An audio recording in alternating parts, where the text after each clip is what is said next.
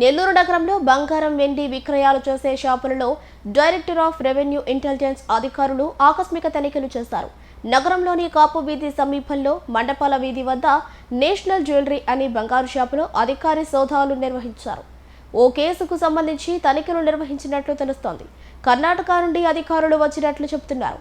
ఓ కేసుకు సంబంధించి కొంత బంగారం ఈ దుకాణంలో లావాదేవీలు జరిగినట్లు తెలుస్తోంది. దుకాణంలోని బంగారం లావాదేవీలకు సంబంధించి పలు రికార్డులతో పాటు హార్డ్ డిస్క్లను స్వాధీనం చేసుకున్నారు. పూర్తి వివరాలు తెలియాల్సి ఉంది. అధికారులు జ్యువెలరీ షాప్ యజమానిని విచారణ నిమిత్తం అదుపులోకి తీసుకున్నారు.